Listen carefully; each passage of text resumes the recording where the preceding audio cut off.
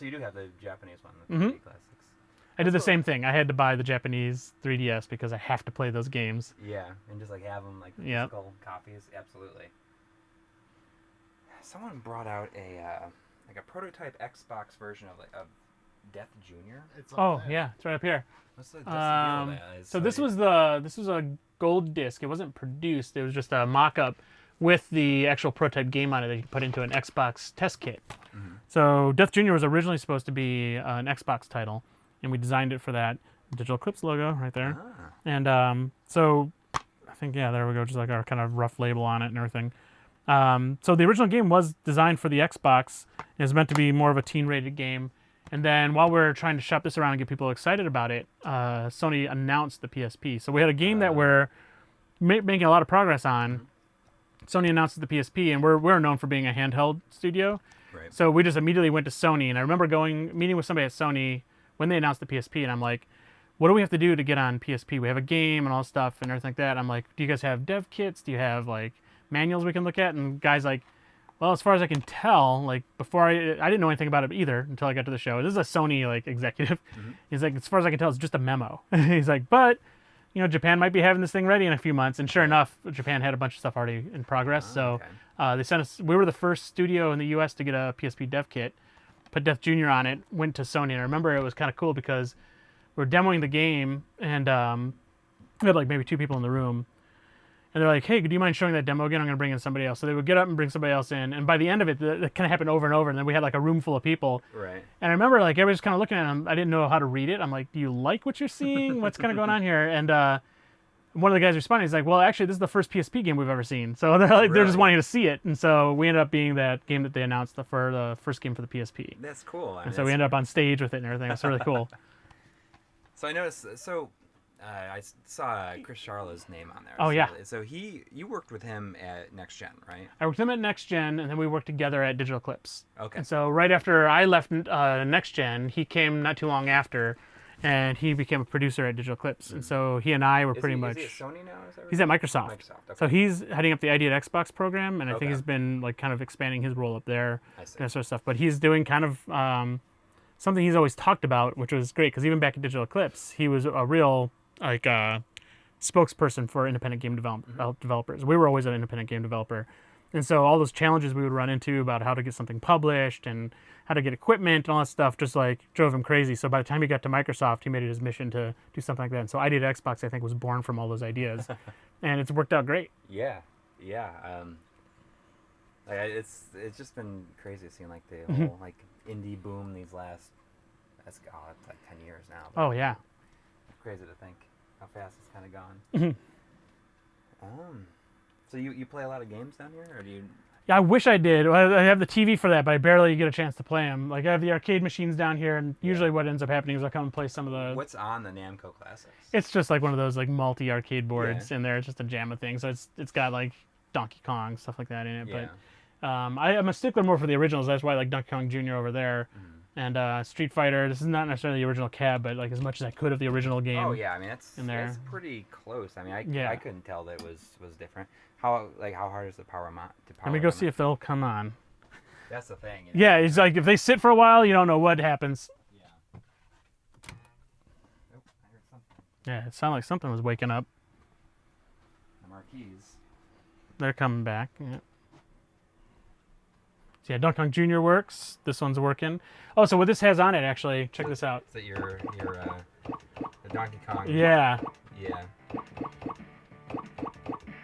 There it is. There it is. Yeah. That's the main reason I have this one in here, because this guy, Clay Cowgill, who ported the Donkey Kong hack that I did for my daughter from the NES to the arcade ROMs, he made sure this got out there, so I wanted to have this board with that game on it so my daughter could play Donkey Kong.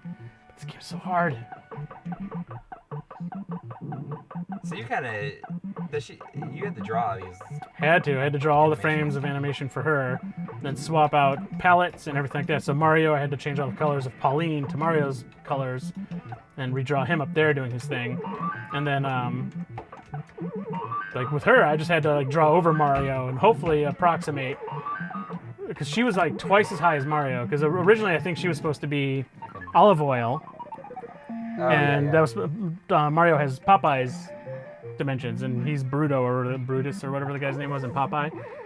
And so I had to shrink her down and try to get her to still look like Pauline, but be the height of Mario.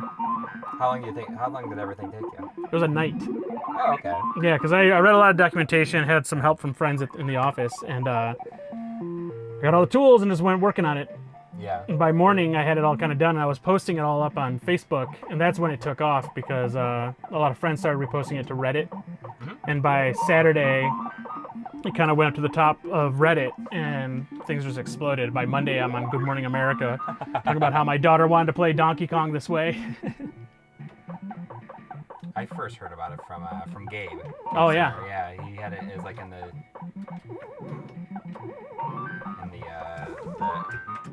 arcade room or whatever they have at Nickelodeon. Oh, that's right.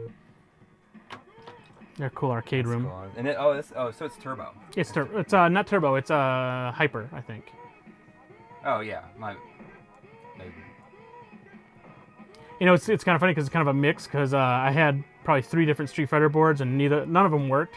So I just kept swapping chips until like until it came up and started working. So who knows what kind of like weirdness. Mix this thing is. That's fun though. I mean, it's Street Fighter 2 is I love it. For me. I love it. Very, very fond memories of the arcade. You know, we were talking about EGM and like how gaming magazine culture really pushed like the popularity of Street Fighter 2 like beyond even just what was happening, I guess. Yeah. I remember when this came out, I was in college, and the crowd down in the student center when I was just kind of hanging out down there, and I couldn't believe there were that many people in the arcade because usually I would go in there and nobody was in there, and I would play Galaga or whatever old games they had, but they brought in a Street Fighter, and that just like blew my mind because the idea that somebody could be staying there and the winner stays on, and you have all these challengers coming up, that was kind of a new thing at the time. I love stuff like Karate Champ and everything, and this game called Barbarian on the Commodore 64 and the Amiga, but this game took it to the next level. It was the first time I ever played like a competitive game like this. It was awesome. So I like the stuff and like the feeling you get when you're down here. How much do you feel like it really inspires like what you do at work every day? Like, oh, it completely does. I actually come down here usually for reference. I like to just go back. I go grab an old magazine or put in an old Atari game or whatever and look through the manual and all that sort of stuff. And it just like, I feel like it almost just resets my, I guess my creative compass before going into work. So a lot of times I come down here in the mornings and just kind of go through things, and it just like reminds me, it kind of sets me back to when I was super excited and I wasn't jaded about anything. And if I can go back there before I go into work and work on things, I feel like everything I work on is so much better for it. It's more genuine. It's not me just being like, oh, we just got to get this out for a deadline or whatever. Do you ever feel kind of jaded with stuff, like burnt out on it? Oh, all the time. And so that's another reason this totally exists, because I can kind of come back and be like, okay, I got to get zen with everything again and go back the next day revitalized. Because there is something about, you're like living this all the time that you're just like... Oh, especially today. Like if you're making games today, like there's almost no upside. It's no matter what you do, somebody's gonna be upset. They're gonna be very vocal about it, and you gotta kind of figure out how to like cancel that noise out and just stay focused on why you do everything you do.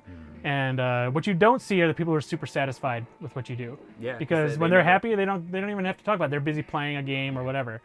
So I like going out to events and that sort of thing, because that's when I finally get to meet people who actually like what we do, right? Versus like looking online or whatever, which we get a lot of like positive feedback online and everything, but you always look at the negative stuff. The positive stuff kind of goes to the side, and you're like, why is this person complaining?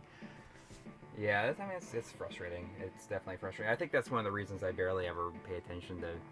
I see a trailer for a game that I like, okay, I'm interested in that, and I have stopped paying attention. Yep. I'm just to that place now where I got so much other stuff to play that I don't need to like pour over every single video that pops up and stuff. Well, like it that. is all just noise too, because usually the complaining has nothing to do with the game half the time. It's just some sort of stance somebody's taken, and it's just your game happened to fall into that category or whatever. And it's very complicated, I guess, these days.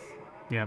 But if we come back to these things, for me, I come back to these older games, and I remember what it was like then and why I'm excited about gaming and what kind of motivates me every day. So it's a good reset. Yeah.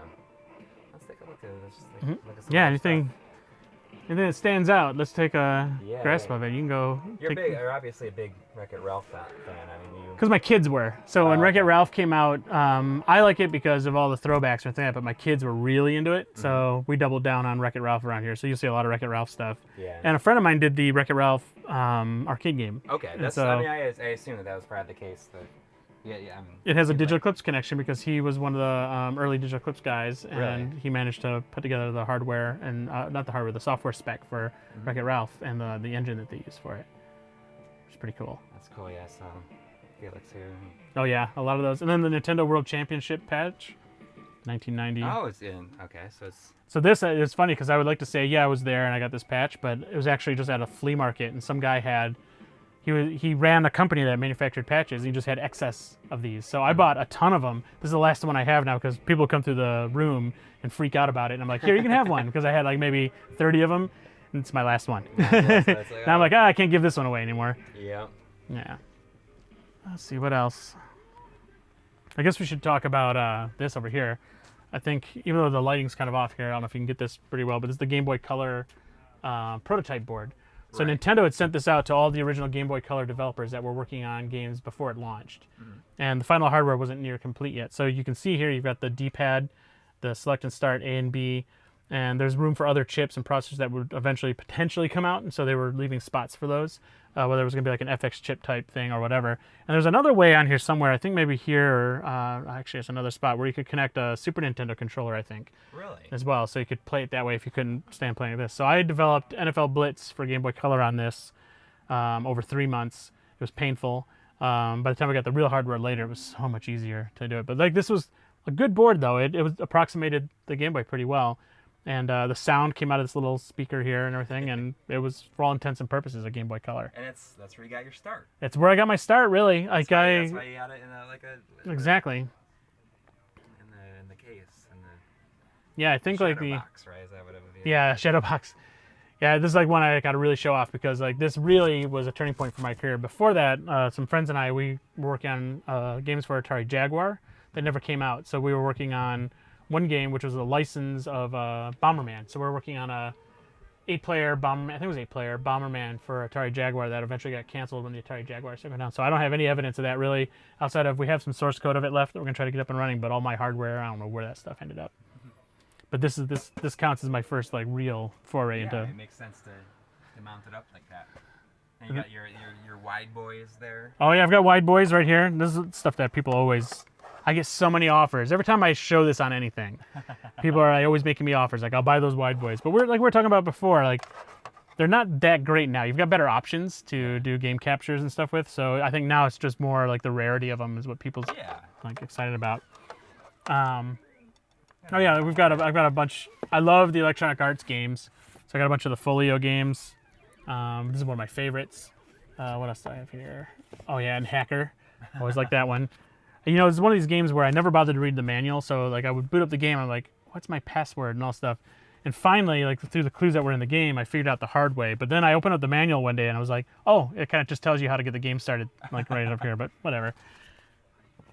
It's fun when you discover stuff on your own. Oh, yeah, I know something else we have too. A lot of people don't know about, well, they probably know about the stacks in Ready Player One, but they probably don't know that there was an actual Atari 2600 game developed for it. Okay. And so Ernie Klein, who wrote the stacks, we worked with him and another one of the Digital Clips engineers to produce a game that was referenced in the book. So Parsifal mentions that it's a rite of passage to write an Atari 2600 game because of how difficult it was. And he wrote a game about the stacks. So in the book, he describes you're going around collecting these puzzle pieces. I think it was puzzle pieces, but primarily like the thing that really stood out was like you're trying to avoid pedophiles and all this stuff. And so we actually made the game be exactly like what he was describing. Pedophiles, they have black bars over their genitalia, but they sit there and flash you, and you got to look away in the game and all this stuff. And it has a bunch of other cool things in here. But this was part of a contest. Artwork. Yeah, exactly. This is part of a contest that Ernie actually had hidden in the book. So when you're reading the book, there's these clues in the book, and those clues take you to a website that take you to the game to be able to play the game. And within the game, it has a whole bunch of Easter eggs and one of the Easter eggs would take you to another site through a QR code. And so people played this contest, I think, over the course of a month or two, and the winner won a DeLorean. So that's what these are from. And these were handed out at Ernie's book signings. So you go around and people get these games exclusively at the book signings. So you know him pretty well. Yeah, he's amazing. He's one of those. It's one thing to write about geeky things, but it's another to be just like 100% like born from it. Right. And he's more than I've ever been. Like he knows more about stuff than I do. And people think I have this encyclopedic mind about video games, but he knows everything right down to the explicit details. Really. And he just blows me away. He's awesome.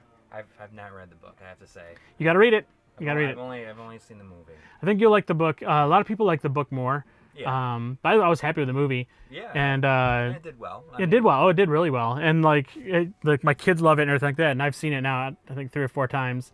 And but the book fills out a lot of the stuff that you just don't get to see in the movie. That there's really like a lot of stuff I guess that was totally different. Yeah, because it focuses more on the trials classic stuff, right? So I think in the movie there's a lot more modern stuff going on, but in the book it really focuses on the 80s and all the stuff that we grew up with, or I grew up with particularly. And so it just spoke to me reading that book. And I think with the movie, some people were hoping that would still be retained. But how do you get some of that stuff, and how do you make people are watching the movie? Yeah. I mean, some people might not have that frame of reference. You got to, I guess, think about. Oh yeah, like I think a GoldenEye reference in the movie was a little stronger than somebody talking about like slot racers or something like that for Atari 2600. Right. That sort of thing. Or Iron Giant better than Ultraman or whatever, which I love Ultraman, but it was cool. Iron Giant was amazing. Gundam show up, and then yeah. But Mechagodzilla was in the book. Yeah. Okay. Yep. Love the music too. It I'm was a big great. Godzilla fan. Yeah, as soon as that music kicked on the screen, it's just like I had chills. I'm like, oh yes, here it goes. Yep. Yeah, and keep looking around. Yeah, I mean, can we hit the power on there so we don't have the audio? Oh yeah. Games? I mean, I don't know if it's easy. There we go. It's tiring. I know. Let's see, what else do we have around here? Are these like all like prototype games down here? Some are. So I worked in magazines, so a lot of stuff would come as CDRs, and so they give you like a review copy that was just a gold disc, and then some are the originals and all this stuff. So it's just all mashed together. But I know one that everybody really likes. I think it's over here. Yeah, this is the one that almost everybody has to come to. I thought it was Half-Life for Dreamcast. Yeah. And so they actually produced the cases and everything like that. They didn't actually manufacture the discs, so the discs were only just CDRs. You have like the manuals in here, and it's actually the written manual and everything. Is the last? It is the last build of the game. Yep. Oh my gosh. So yeah, it's got it all in here. So it tells you how to play the game, all this stuff. And this was actually ready to go. It even has the business reply card in there. It was ready to go, and then they just pulled the plug. How many of these are even out there? I don't know. So I only know of this one and one other. Yeah. Yeah, this is the one like stops people in their tracks all the time. Because this was so anticipated. Yeah. Why did it get? Is it just? I think it was just I'm not sure, but if I recall correctly, it was really the writing was on the wall for the Dreamcast. Yeah. And I don't think they wanted to go full in on this and have it not sell or risk the franchise kind of association. Yeah. But I really don't know. I think there's also some worries about the port, which is perfectly fine. Like, have you ever played the version that was out there? I mean, it's not very optimized. It's not optimized, but it's like I can see close. If you're a Dreamcast owner, I don't think you would have complained very much. You'd have been like, I've got Half-Life on the Dreamcast. I mean, it feels like it could have, with just a little more optimization. Yeah. It feels like it could have been pretty good. Yeah, they were close. And there's some moments in the game where you're like, okay, this is actually running really well, and it should not even have run that well really on Dreamcast, but they pulled it off. It's the classic case back then when you played a game like that on a PC, you just weren't going to get that game on a console, no matter how hard you tried. Although the Raster guys did a great job of Quake Arena on Dreamcast. Oh, yeah. That was so good. Yep. So many nights playing Quake Arena. You can play it with a mouse and keyboard. Yeah. That was a perfect console port of that game. So this is a fun one. The don't copy that floppy. Remember this thing where it's educating you not to make bootleg copies of floppy disks? So this is the thing. This will get sent out to teachers around the country to discuss software piracy. Ah. And so it actually has the VHS tape to watch in class. Has it been digitized? Is that online anyway? It's a really bad version of it, so I want to get it really high res. I mean, I have an upscaler that does. Oh, do you? I can do 1080p. Okay. And if that's the case, I might ship you out a box of stuff like this if you want. I've got promotional tapes and everything. For this, they actually sent like a course thing where they talk to the educator and say how to discuss things. They have lesson plans, and so stuff that you can have like a question and answer thing for the student activity sheets. they were so serious about trying to get kids not to copy games. But for me, like I didn't know that you could buy games for a while on a computer because I just would go to school and people would have their floppy disks and like, here, borrow this and copy everything. And so my teacher never got this. That's how I played all the Commodore games. Yeah. I got them from a friend's brother. Those 0-day elitewares off of BBSs that somebody would get and then show up with their little copy party. We actually had, so I remember I went to school, I had a Commodore 64 and word got around that I got one. And so this one kid in my class said like, hey, do you know Mrs. Cripps? And I'm like, who's Mrs. Cripps? And he's like, you've never met her? And he's like, get a box of floppies and go to this address after school. So I'm like, oh, this seems kind of weird. So I got the box of floppies, go on my dirt bike, I figure out where the street is. And as I'm going up to this house, there's all these dirt bikes on the lawn in front of the house. I'm like, this is kind of crazy. So I get off my bike, go to the front door, and the door's open, and just hear this like bustling activity inside. And it's all these kids in there. It was almost like, was that Fagin from Oliver Twist or whatever it was? Mm-hmm. It's kind of like Mrs. Cripps was this like distributor of pirated games. And she would sit in a corner, chain smoking all the time, playing this game called Ultimate Wizard on the Commodore 64. It was her favorite game. Mm-hmm. And meanwhile, kids would have drives and systems set up all around the house, and everybody's just trading games.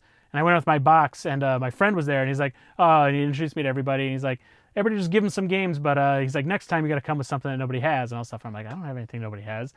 And so I went home, and I got that Ultimate Wizard game, and they had a level maker in the game. So I'm like, this is what I'll do, because she plays that game all the time. I'm going to make a whole bunch of levels and just create level discs over and over again.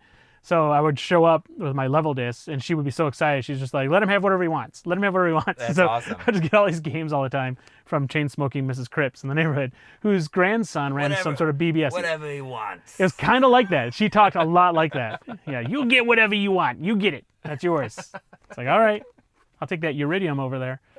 Yeah, it was so good. That's great.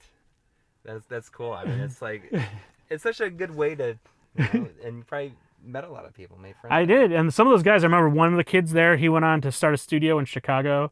Really? And then this other kid went on to work on, I think it was Dark Tower for 360 software. It was like on the Mac, I think. I think he worked on some versions of that. And so it's kind of funny, because over the years, I'm like, oh, that was like, these kids went to Mrs. Cripps' piracy house. Now they're titans of industry. You know, it's interesting. I see all this stuff, and I don't really feel like you feel like it's like a collection. It's not like a collection. It's not really. It's more of just I don't complete things. Yeah. I mean, it's just kind of like, oh, here's like a lot of really cool stuff. It's a lot of things that I remember as a kid that I really liked. And so I just have to have it. Like, do I really need the Q*bert Play-Doh set? Or do I need, like, what are these Motobots? But I remember having this as a kid, so I'm like, when I come across it, I just get it. And so, again, like we were talking about before, it's more of like this is a place for me to reset and kind of like remind myself of why I'm doing what I do and what got me here. And I get to come back here and kind of revisit all that. Yeah, I mean, it makes so much sense. I mean, it's just like, it's not like you're out to collect everything. You're just like... No, I just come upon it, it's like, oh, like, yeah, that's kind of cool. It's fun.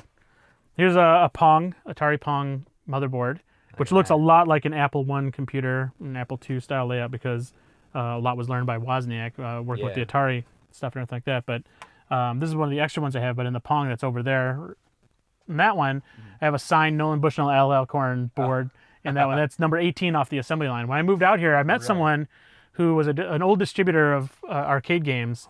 Unfortunately, the TV doesn't work in the same way. I got to get it fixed. But he had 4 of them. And he's just like, I just got to get rid of these. And he's like, make me an offer. And I'm like, I have no money. And he's like, all right, you can just have them.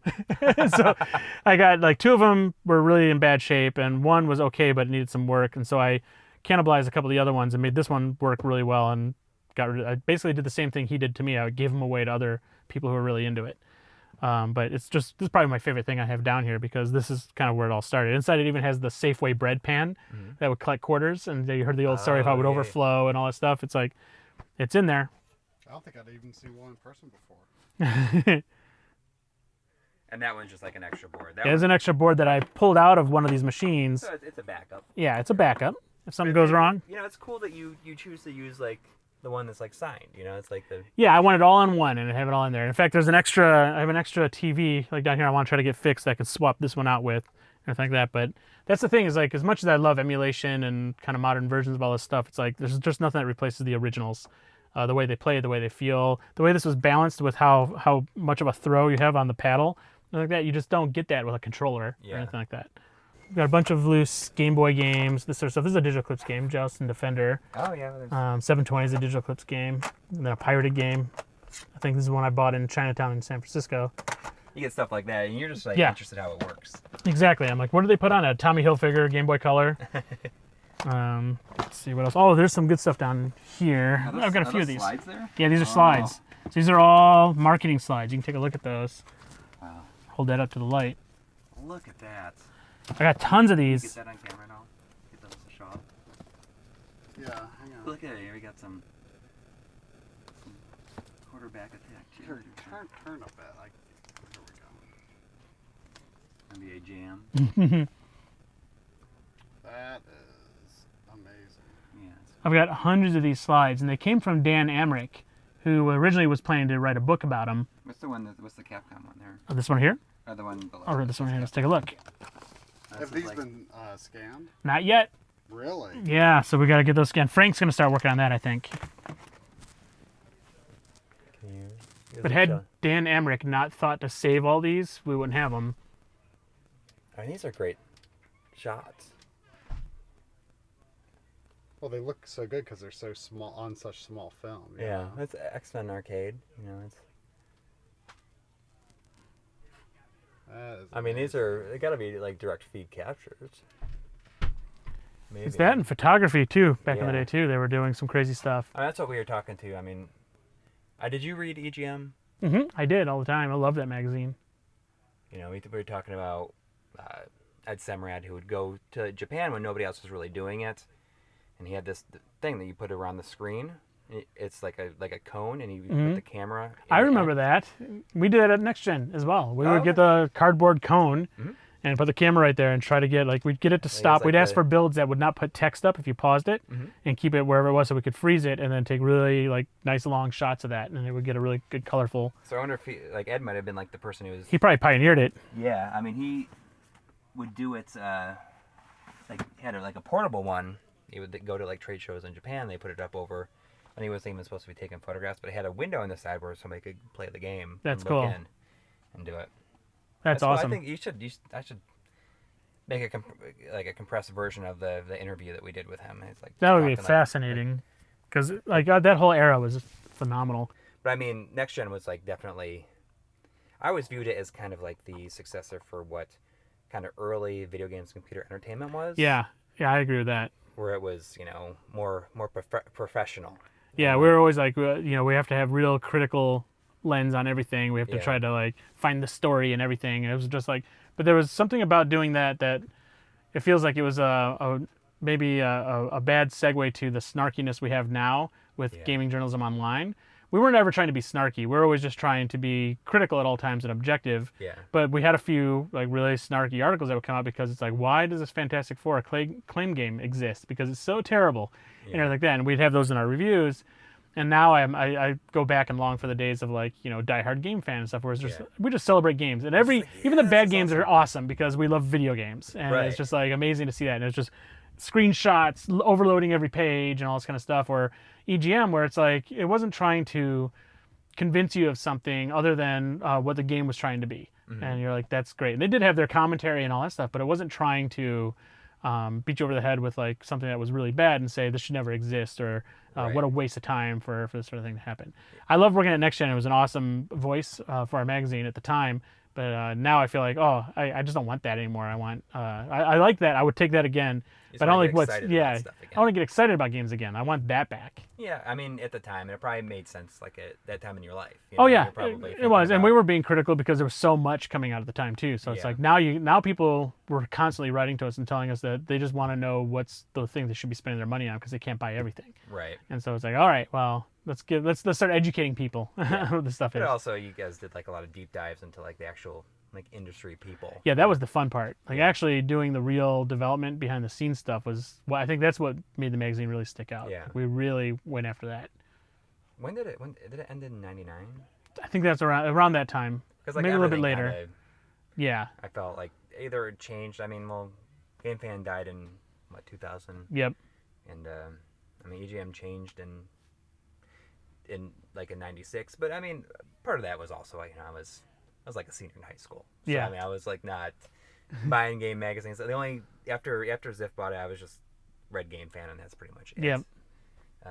From that point on. But, Well, even before I worked at Next Gen, I was a huge fan of that magazine. I was a big fan of EGM, and now I'm still kind of a fan of Game Informer because they're kind of the last game in town, anyways. But yeah. they still kind of do the right thing where it's like they just inform and they give like proper, more objective kind of reviews of everything. I like those guys, but you know they don't tend to be overly critical and all that stuff. And sometimes even there, I'm like, this doesn't deserve an 8. Sometimes I'm looking at the magazine, like it's probably more a 6, but that's cool. Yeah. it's all objective. Yeah. I guess.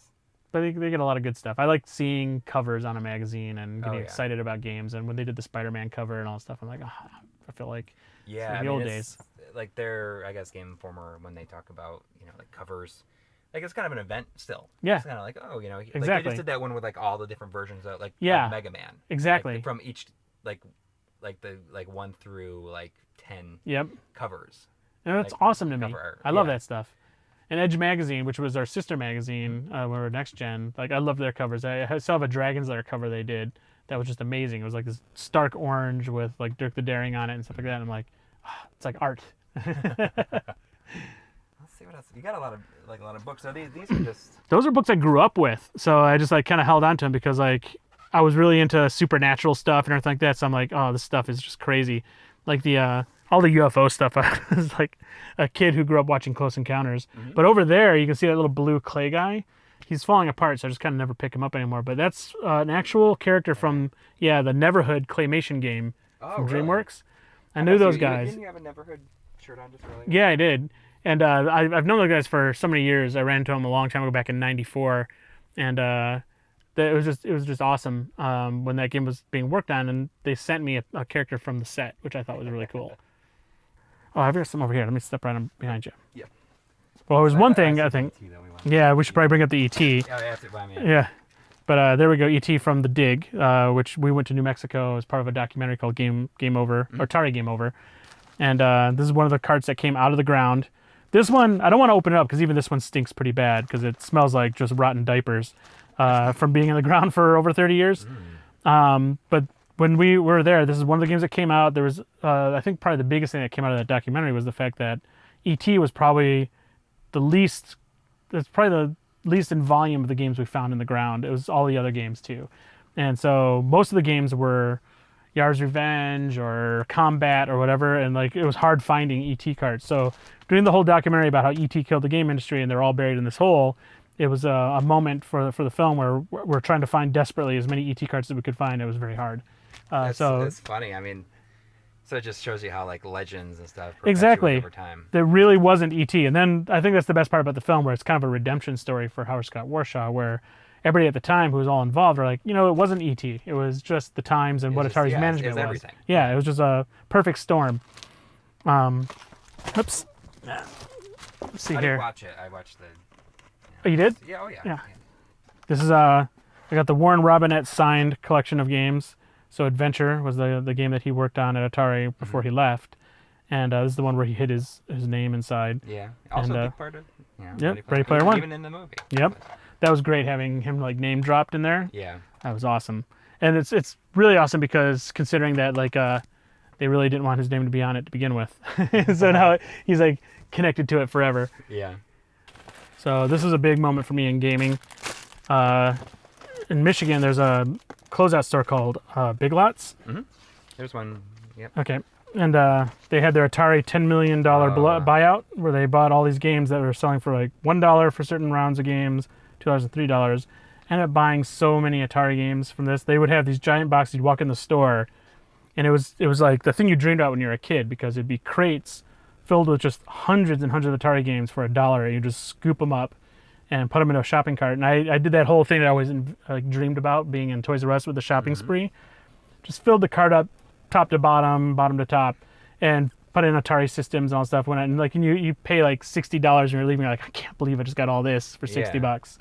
But I kept this because it was just such a mind-blowing thing to see. You still have all those games? I do. There's a bunch of them all still over here, all buried in the back and all that stuff. And they're still like sealed. It's all sealed and everything because I bought so many of them. I bought doubles, triples, everything. I'll put this back in a different. I mean, and so many ways you're like way ahead of the curve on, like you're grabbing this stuff and to keep it around, Oh yeah, because even then I kind of knew that like when am I going to see this again? Yeah. Even as a kid, it's like I don't think this is going to be around much longer.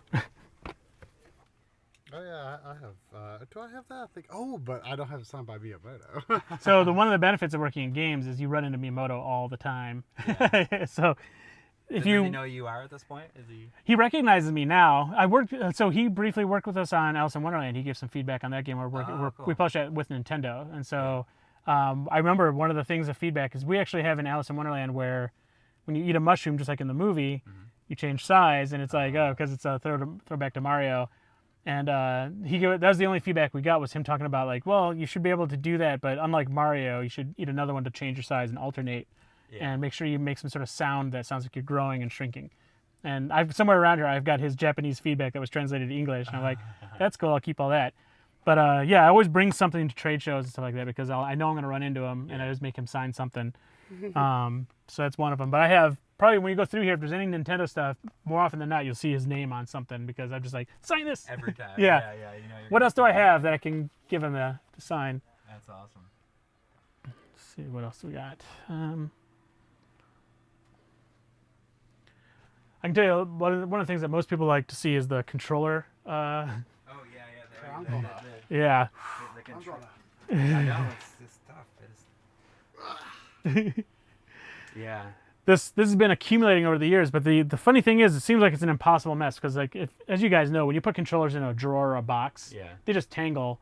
But I just put these hooks up, and so if I want something like, say, I want like I don't know, like this controller here, which I'm not going to demonstrate too well because I messed this all up, but you kind of just push this wire up, and you can grab it from the top and just pull it out. So they don't tangle; they just look horrible on the wall. It looks like a growth that's just like a tumor that's been growing on the wall. And there's just like all sorts of controllers in there. Yeah, it's reached. Yeah, exactly. Look at these controllers. The track and field Atari 2600 controller. Yeah, this is for 3D gaming. The orb. So you're this is supposed to make it easier to control 3D games. And like I remember, like I don't understand FPS this at all. Yeah. Yeah, a lot of weird stuff. And this is a Electronic Arts Xbox controller for the Madden team. So when they made Madden for the Xbox, they got an exclusive controller. And so I think I forgot, like maybe 20 to 30 of these were made. So I've got this, and I've also got the Madden Xbox, the original Xbox, or the Madden Xbox signed by the team. Really? And stuff like that all buried in here someplace. But yeah, it was a friend of mine who was on the team gifted that to me. He was like, yeah, here you go, I don't want it anymore. It's like, all right. I mean, that's the thing. You're in this position where people, they don't want something, they know it's going to a good home. Exactly. And that's the other thing too, and like because sometimes a lot of people, whenever I do things like this and they're watching a podcast or listening to a podcast and watching a documentary or whatever, they always are like, man, how much money do you spend? But the reality is I'm just fortunate to live in the Bay Area. And so in the Bay Area, housing's expensive. You don't get a big house without spending a ton of money. And so a lot of these people who've worked on games over the years are like, I just need to get out of the house, but I don't want to go into the garbage. Right. And so when somebody like me comes along, it's like, awesome. I can just go give Mike this stuff and everything. Yeah. So I end up just being gifted all this stuff generally and hold on to it. And then now what I do is I gift it to museums or whatever whenever somebody's looking for something very particular. Yeah. I mean, that's, I guess, like all the talk about like collections and like letting them go when it's time, is that something you think about as well?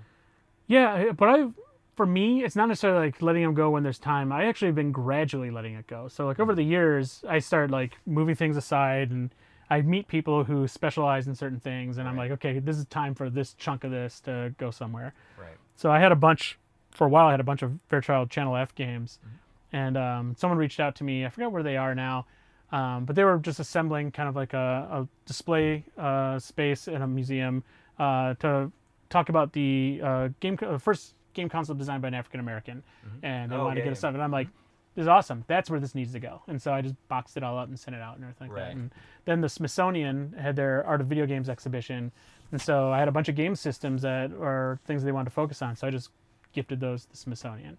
Or the Halo 2600 game that I did a little help with Ed Freeze on. I gave him a little help. He gave me a copy of it, but I'm like, the Smithsonian wanted it. I'm like, they can just have it. Like, that makes more sense. Yeah. That's, I mean, giving them a home where it's useful, That's great. So hopefully at some point this starts thinning out, and it just boils down to the stuff that I really, really feel like I need to keep. Yeah. What's this neon sign here? Oh, it says the Gimp Room. The switch is over where the arcade games are, but the original owner called this the Gimp Room because of Pulp Fiction. Yeah. And you'd come down the hatch over here, down the ladder. I see. So he'd always go watch football in the Gimp Room because he had his TV down here and everything like that. And so we kept the name. You so think it plays the song? I know. I should have that set up. Actually, I have this. I wonder if it works. Let's see. I used to have this trigger. Whenever you'd walk down. The impossible mission. Welcome. Yeah. What next? Yeah. No pressure. Yeah, no pressure. Yeah, I don't know how even You play anything on that Commodore monitor? You know, I don't think it's like I went through and pulled cables from things so much that I don't think anything's really hooked up. all of these systems are they hooked up to that? They're supposed to be like all through the Switchbox stuff, but when I set it up, I even have like this little thing here where I took notes on like what switches do what. But the problem is now it's been so long since I've used those things, and now at like the office I've set up everything, and so I have almost every one of these systems set up at the office now, and it's just so much easier that I've been just messing things up down here. That's why I need to do the reset in the room. It's gonna be good if I move everything out of the room and we remodel the room and put everything back in. It'll all work. Right. It looks like, some of these like floppies would be kind of inaccessible. Yeah, exactly. Like that's the problem. Is like at some point, it went from a room that was very usable to now it's storage, and it's like I get it back to usable is like the goal. But what impresses me so much is just how like everything is just like. I mean, you've got like good walking space. I mean, you know, but yeah, everything is just like it's packed well. It really is. I just any space I can find, I try to put it in there. Which that makes it that's the curse, right? Like I can't really find things. I can find things generally. Like I know where Game Boy games are. I know where like 5200 games or Atari 800 games stuff are. But then there's some things that are just hidden, tucked in at places that like I'll forget about. Like why? Like this has no rhyme or reason why I would have Famicom 3D imaging glasses over here. Like I don't even have the connector over here. But you knew they were there. I knew they were there. They're pretty cool too. Dungeons of Daggeroth for TRS-80 by the TRS-80, so that always helps. People who read Ready Player One will be familiar with this game. How many Commodore modders do you think you have? Oh, so many. So I've got the few that are in here, but like when we go under the garage and storage in the boxes, every time I could get a Commodore monitor, you just buy it. They're great monitors. They work on everything, and they seem to last forever. So that's my CRT hoarding at play there. What about I don't think we talked about earlier. I think I heard you talking about the window, but let's talk about this Dragon's Lair poster. I was a huge Dragon's Lair fan, and particularly a really big Don Bluth fan. Secret of Nim and everything, and all his Disney work was fantastic. So at the Classic Gaming Expo, I knew he was going to be there signing posters. So bought the poster. I was super eager to meet him. Went over there, and he started to write to Mike best wishes. And while he was doing that, I'm like, do you mind if I get a photo with you? So over here, there's a photo of me with Don Bluth at that moment when I asked him for that. And then when we came back to signing the poster, he had just assumed he already signed it because he had just written best wishes and then handed it down to the rest of the guys. So I don't have Don Bluth's signature on here, but that's his writing right there. And Gary Goldman, Rick Dyer, and John Pomeroy for the rest of the team. So you have a photo of him forgetting to sign. Yeah, this is the photo I have of him forgetting to sign his name on the poster. So that kind of goes along with this. What's this? Oh, that's Marc Singer, who was the star of V and Beastmaster. And I was a huge V fan. And my middle name is Jody. A lot of the kids that grew up with me called me that because my dad's name is Mike, so I'm kind of like a junior. So everybody referred to me as Jody. So back then it was like he wrote this to me from that name. But yeah, and here's my brother and I working on a Commodore 64. I was making a game even back then. Some old photos of me that parents got. And this is the Ralph Baer pinball cover I did. So before Ralph Baer passed, he wanted to finally get this version of pinball out that he always wanted to have out on the Odyssey 2. But they needed somebody to do the cover art. So Michael Thompson and Ralph Baer asked if I could paint a cover for it. And I wanted to kind of capture the original Odyssey 2 style. So I spent some time working on that, and that ended up being what got released as Ralph Baer's Pinball. Wow. And So this is his note to me. That's a painting that you did? Or? Yeah, it was a digital painting, but it's still yeah. a painting. And then like he wrote me this little letter and signed it. So I've got Ralph Baer sent that out to me. So that was pretty fun. I have my big magazine kind of collection and stuff over here. This is where I like to go and plot a lot of old magazine stuff, but there's also some weird things in here, like this. This is cool.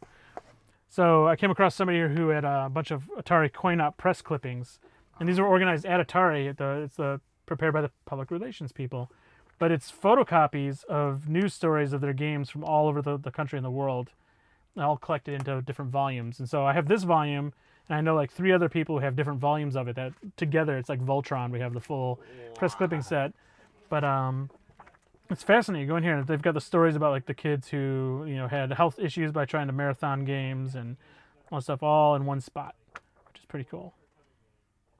What are just all these other books? Yeah, that's like this is probably the least organized right now because a lot of it's like video game magazines, video game books, and then just all kinds of stuff like development manuals. Like what's in these binders? Yeah, so this is Atari 800 stuff. So there's program listings, Apex program listings. These are things that people would type in, as well as like, here's like remember the Atari links? Oh yeah. So here's an Atari. Links instead of a Game Boy. We all did because we were cool. But here's an Atari Lynx development manual. And so this is just a handy thing to have, no pun intended. That just kind of teaches you the ins and outs of the links. And so I use this to actually kind of make some links programs without actually having the real development kit. I'm just using the emulators. But it's kind of cool. Way ahead of its time, that system. Oh, it was amazing. If it didn't drain batteries, it would have won. Yeah. I mean, scaling and rotation like years before Wario the NES came out. Yeah. I mean, it was kind of the predecessor to the 3DO because of the people who worked on it. Yeah. I didn't realize that until I was told that recently. And let's see what else we got here. I got this one. This one's good. Dreamcast Virtual Memory System Development Manual, so you can develop stuff for the virtual memory system. Geez, that much just for the VMU. It's a lot for that thing. I remember, like, I got a box of manuals for the Dreamcast. Imagine this, but just like a shelf of manuals for the Dreamcast. That thing had so much documentation. Is that good or bad?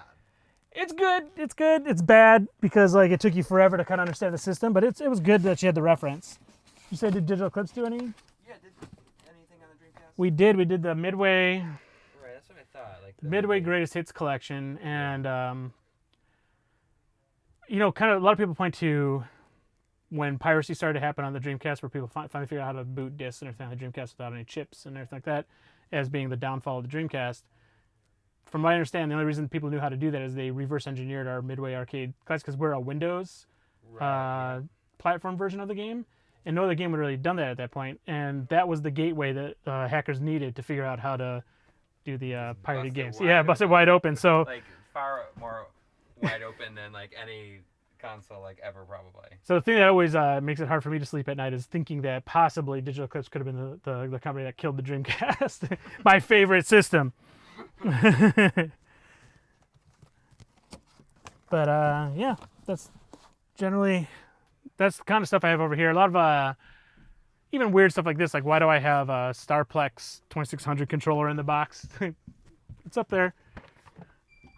Let's see what else. What do you got? I see you got just a few stray Famicom cards here. Oh yeah, like I was never a really big Famicom like collector. I was more of the regular NES carts.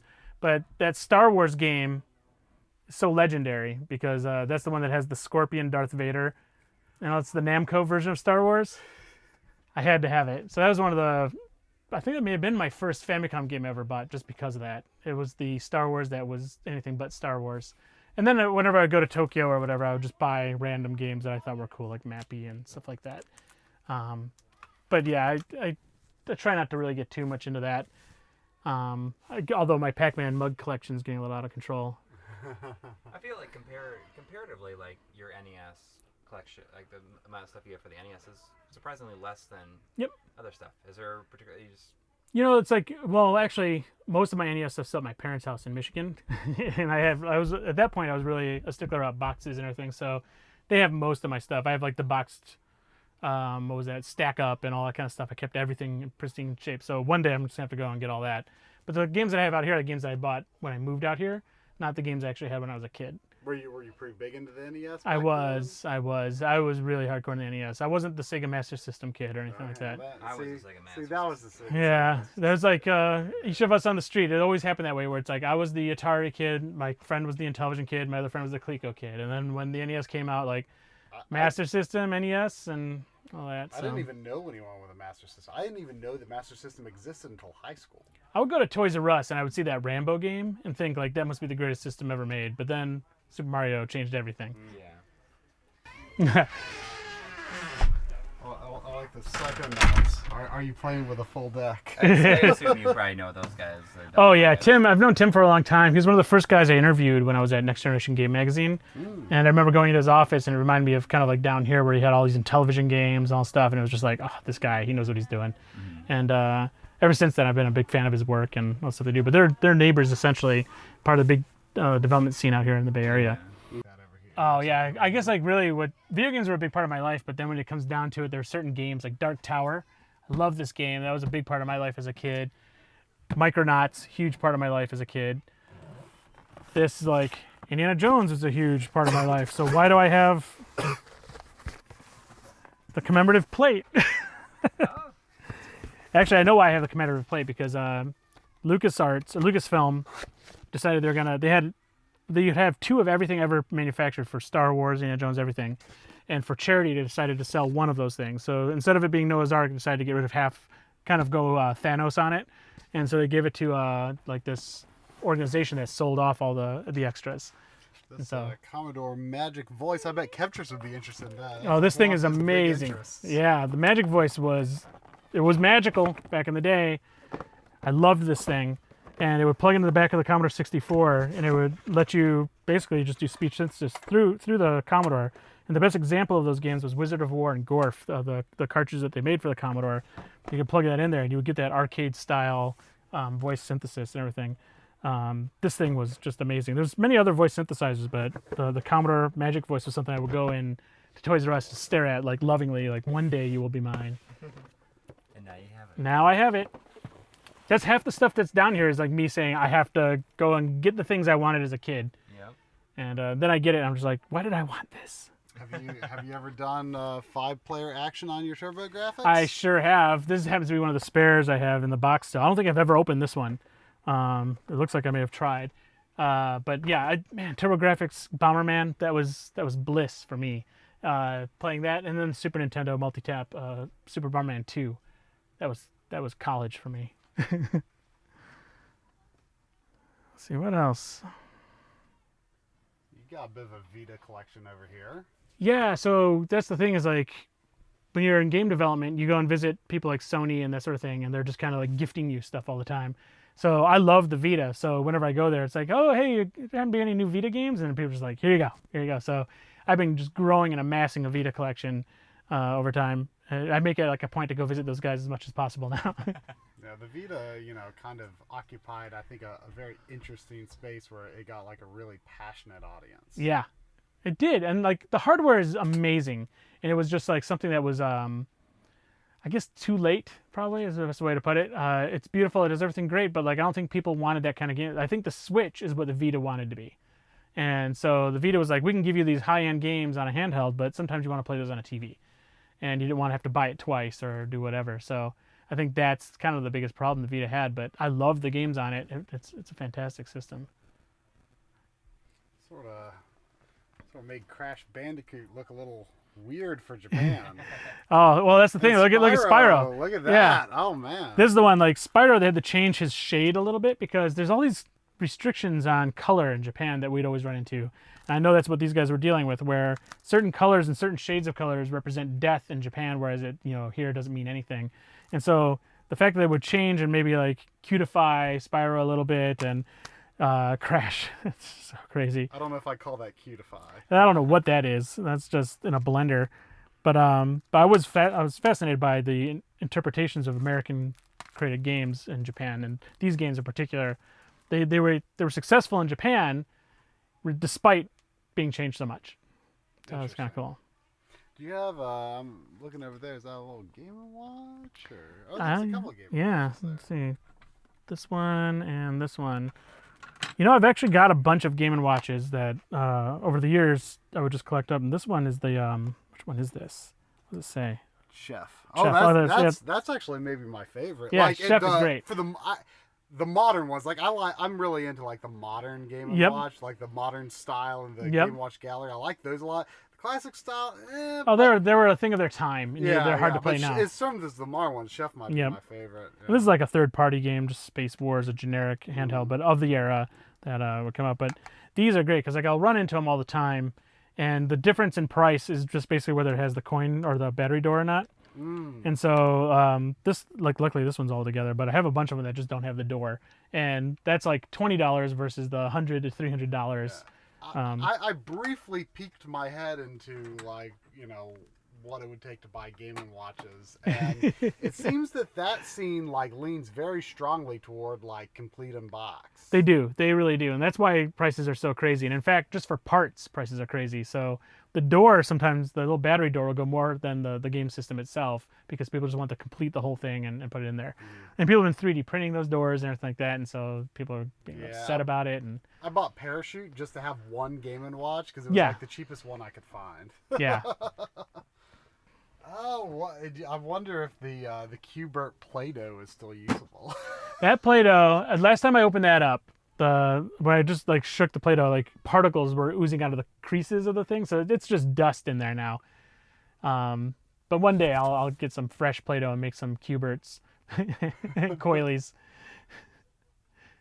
Do you play a lot of games with your kids? I do. For a while, I didn't think they were gonna get into games. It's kind of that thing where whatever parents are into, their kids usually try not to be. Mm-hmm. But now they're both hardcore in the game. So my daughter is a hardcore Splatoon 2 player, and my son plays Forza. He's a car nut, so a bit of a gearhead, and he plays Forza to death. Every day is like, can I buy this pack? Can I buy that pack or whatever? Mm-hmm. But I like to play a lot of the old arcade games with them, and it was kind of this plan I had when I was having kids, where it's like I'm going to start them out on Pong, move them up to Atari, and stuff. So I did that a bit with my son and my daughter, which now I thought they never really took to any of it, but we can have like video game trivia nights or whatever, and they know these games. Like, they can recognize all these classic games. They'll recognize really esoteric classic games. So I think my work paid off. I mean, it's interesting. I think about it a lot. You know, like a lot of people say, like, "Oh, I'm gonna take you up through all these games," but then, you know, it's like, well, it's almost like saying, like, "I want you to have my life." Yeah, exactly. You know, like, I want you to. They don't ever want to digest a game the way I want to digest a game. Right. Like, in fact, they're usually pretty, like, you know, casual about it, where it's like, okay, that was cool, whatever, let's move on. And you're just like, they're not going to get it. Yeah. But then occasionally I'll get surprised, where my son will be like, that's not really combat. Combat is like this and blah, blah, blah. And it's like, how'd you know that? That's amazing. You were listening. Right. I mean, my kids, they're 3 and 6. Yeah. So, they're still, my daughter is 6 and she's kind of into, like, I got her a 2DS, you know, and she really likes Yoshi. Yeah. But, still hasn't really clicked that you can use the D-pad and press the button at the same time. That's what Atari was good about. So the joystick and one button really worked well on my kids. So they got it. It was still hard, but they were able to kind of get a taste of it. Right. And that evolved. And arcade games were like that too. They were able to play those a lot easier than they could play anything else. And so my daughter, when she was 3, with the Donkey Kong thing, she was really good at Donkey Kong at 3, just because she was used to just the joystick and the jumping mechanic. One button. That's actually a good point. I think it's interesting that Mega Man Soccer actually had like promotional items. Yeah. I wonder if that's that's rarer than the game, but I wonder if it has as much value. That, you know, some of these things I've tried looking up, and I don't even know if anybody knows they exist. That's one of them. I don't know if people really know if that exists. There's been shirts and weird, like, Bomberman soap dispensers and all these things that it's just like, you have no evidence of it online anymore. Bomberman soap dispenser. Yeah. I like these Bomberman bombs, though. Oh, so these were cool. Like, the batteries are dead, but what was nice about these is they're a hot potato. So you'd like... Oh, here, listen. Oh. So you're dead. So you pass it around. You'd pass it around, and then you hear that little boom. So it's just random, and I got the bomb. I thought this was awesome. Here you go, one more time. It's so bad. It's having such a hard time. Oh, we're going. So I know what I got. What Bomberman game were these associated with? I don't know. Like, see, it looks like the Super Nintendo era, right? Yeah. Yeah, I'm not sure. It's Japanese characters. I think it's Super... Oh, it says copyright 2006. Oh, 2006. That's way later. I mean, it might be... PlayStation era, probably. Yeah, that's kind of a weird time because there wasn't like... I mean, that's like the generational Like, why would shift. they make these in 2006, right? Yeah, like, that's like the generational shift. I can't really think of like what Bomberman game came out. I may have bought all the inventory of that. Is this Ultraman or Jet Jaguar? It's Ultraman. Okay. Which was, Jet Jaguar, though, was awesome. Yeah. I dream of getting that action figure one day. So you got a few MVS carts hidden back there. Oh, yeah. Got any AES stuff? You know, I do somewhere. But you know what? Here's the thing. Like, I couldn't have ever imagined the value of those going up like they did. Oh, it's I gave away so many AES games because, like, when I was at Next Gen, someone gave me a huge AES collection and the home system and the controllers and stuff. And I had the MVS, and I'm just like, oh, I don't really need this stuff. And so I held on to it for a little while. But people come by and be like, oh, you have that or whatever. I'm like, yeah, you can have it. And it was just like, I didn't know I was handing out gold, basically, to people. And it wasn't until like I started coming down to the last few of them that I'm like, I wonder what these are worth. And too much. Like Metal Slug is like $7,000. Yeah, and it's like Metal Slug on MVS is like $20. Yeah. It's like, come on. Do you have a hardware for playing them here? So, right around the corner over there, I have a Neo Geo cabinet, arcade cabinet where I do stuff. So, yeah, and so I've been putting them all in there. And then the AES, I might still have an AES system somewhere buried. And I think I still have some controllers. And then like 2 or 3 games, but not Metal Slug. I don't even remember which ones I have left, but they weren't the valuable ones. Well, still valuable, I guess. But. You got a Star Wars. Yeah, nobody ever notices until like because everything's all piled on it. But it's a sit-down Star Wars cockpit. When this game came out in the arcade, the first one I experienced was the cockpit version, and sitting in there with the speakers blasting the music in your ears, and then hearing the voices, like that thrill of playing or flying an X-wing was unlike anything I've ever experienced in my life. So this was the game of all games to me, and even to this day, like. I get chills playing this game because it just takes me back to that moment. And like everything I loved about Star Wars was in this game. And there's so much history to this game too, because what it tries to do with Vector and the kind of the ease of control and the simplicity of the game, but the complexity of the visuals, amazing. And the difficulty ramping is unbelievable. And there's even like, it isn't just that I thought it was amazing and other people as well, but like even people like Steven Spielberg had to have this on location wherever he was working and stuff too. And I heard a story about him visiting LucasArts all the time. They had one there, and he really fell in love with the game. And he decided, like, oh, I'm just going to go ahead and buy one. So he bought one, and he had it brought to his studio. And he called Atari right away. And he's like, I don't have the force button. And what actually happened was at Lucasfilm, they had managed to put a button on there to slow the game down. So they would slow the game processing of everything in the game but your crosshair. So you could slow everybody down by holding that button and shoot everybody really quick. It was like that bullet time moment in Matrix, and so he played the whole game that way. So they ended up sending somebody up there to put a force button on his Star Wars, just because that's the way he experienced the game. We did. So the very first Digital Eclipse games ever are right here. Oh, those expensive to hunt down. They are. In fact, like people just for the boxes alone, they go for about $300. Wow. Okay, so we gotta get some shots of those. So these are the original Macintosh emulations of Joust and Defender, and we also did Robotron.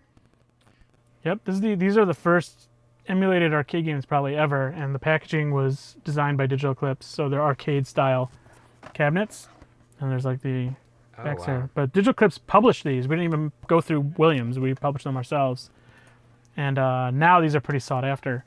Really hard to find. You can't find them intact like this very often. I mean, that was before emulation even really took off. It is. It's before MAME and everything. I mean, so that was kind of a novel concept. It was. Nobody had understood like that it could be done really, and so this was kind of that proving point. Do we? This is that Alice in Wonderland game that we did for Nintendo. So this is a Nintendo first party title. See, I didn't even know about that until you started talking about it. And this actually we got incredible reviews on this because we really pushed the envelope on how many colors you can get on screen, the animation. Kind of like a lot of the effects and everything in this game. But we were getting pushed by Nintendo to try to make it look like a Super Nintendo game. So they wanted things like one of the earliest levels. They wanted parallax scrolling, so they wanted multi-level parallax. And we're like, how do you do that? But we spent a lot of time trying to figure it out, and we were able to get the hardware to do it. Flip it around. Did a television commercial for it and everything. So I've got that somewhere where I'm just like, oh, this is crazy. Is it just one of those games that is just all over the place? Pretty common. It's pretty common. It is going up in price now. People are really? Now that people are discovering it. This one, and they're discovering another one that we did, which was, let's see, is it over here? Dragon's Lair. So we published Dragon's Lair for the Game Boy Color through Capcom. But what a lot of people assumed it was the platform game that was on Super Nintendo and Game Boy before. Yeah, but this is the arcade full motion video that's crazy to me. Compressed on a cartridge, and this was just incredibly challenging to do. Yeah. And we pulled that off, and only now are people suddenly like wising up to it, and its value keeps going up now. Month to month, its value has been going up because people are starting to go out there and try to find it. It's really impressive that. It's an impressive piece of technology. It shows the Game Boy Color doing stuff that people don't expect, and it's also published by Capcom, and some people are completing their Capcom collections and didn't realize Capcom did this. I see. So you end up getting all this. Yeah, let me get the front again. Yeah, it's Capcom right down there at the bottom. We'd done this. We'd done Ghost and Goblins and 1942 for the Game Boy Color with Capcom at the same time, I think. So you're kind of building a relationship with them pretty early. Oh yeah, we've known them for so long, worked with them for so long, and like even though a lot of people come and go through Capcom, you end up knowing most of the people that are there, or you've got people who are respected there that keep the door open for us. But after a while, it's just kind of you get ingrained with the DNA of the company. So it's like you find opportunities like the Street Fighter collection and stuff just by talking to everybody. Let's see, what else do we have? Oh, there's Urban Yeti. Shrink-wrapped Urban Yeti. The craziest game ever. Yeah, you should show that. Get ready to Yeti. You know what's actually nice about this? We were working on Grand Theft Auto at the same time. And they managed to do a Grand Theft Auto top-down style 3D engine like the original Grand Theft Auto. Yeah. To great effect in Urban Yeti. While we were trying to get it was painful to try to get that to work. So we're really impressed with what they were doing on this game. And yeah, here's Grand Theft Auto right next to it. Isn't that funny? And now you randomly have met. Yeah, exactly. Just in the other room right over there is the gentleman who worked on Urban Yeti. But yeah, we did the official Digital Clips, the official Grand Theft Auto. And this wasn't a port. We took the engine and the top-down style of the first few games, but it was an original story with the story team at Rockstar. So this is another one of those games people are going back and playing who get really into Grand Theft Auto because this is a whole other story that they have not experienced yet. That's a good one. Our Defender and Robotron, or actually it was Joust and Defender game, that was an emulation of those games essentially. It was a port, but it was pure emulation. So when you play those games, it's playing the real arcade code and everything like that. And we pulled that off. The gentleman who did that, Dan Filner, and Game Boy Color is the same guy who worked on our most recent emulations. So particularly Street Fighter, he's been involved in that. And he's just a genius. And we've built up quite a relationship with Dan. Oh, so that's got the arcade Contra on disc. Mm-hmm. Yeah. I mean, that's why those, and the other one has like Symphony of the Night on it. Yeah, we did the Symphony of the Night 360 port. There's a lot of things on there where we couldn't use voices and all that stuff because of legal reasons. Translation. Yeah, we had to do all these things because of legal issues with those using the old ones. That was pretty challenging.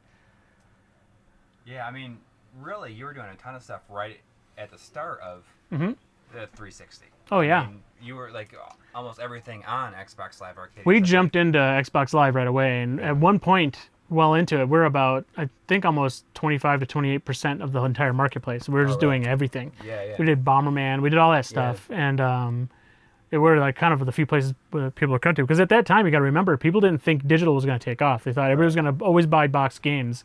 And so we're just doubling down on it because if digital would work, that means we didn't need to go through a publisher. We could just publish our own. Right. And we wanted to prove that out. I mean, like Smash TV and all that other stuff. They did really well for us. They got pulled eventually though, because they did there was like another compilation. Always something. They decided to delist them for another strategy. Mortal Kombat 3. We did those. Yep. Yeah. What else did we do? We did a lot of really cool stuff. The one that really blew the doors open though was Super Street Fighter 2 Turbo HD Remix. Yeah. That was a huge hit. It was a huge hit, but it had kind of a troubled development. I mean, a little bit, yeah, because like Greg Serlin or whatever. Oh, David Serlin. David Serlin, that's it. It wasn't as trouble as like people like the drama you hear in hindsight, but really the whole thing just came down to the biggest drama we had on that game was the original art house that was supposed to do the art weren't delivering. Right. It leaked. Their artwork leaked online, and it was terrible art, and we all knew it wasn't going to work. But once it got online and people started to overreact about how it looked, that's exactly what we needed to like green light getting a different team on it. And so then Udon came in and started doing some really nice work on it and everything like that. And David Sterling's just a controversial person anyways. And there's stuff that involved in the industry at all anymore, it seems like. not really. He's doing his own thing with like board games and all that stuff. I think he's coming back into games a little bit.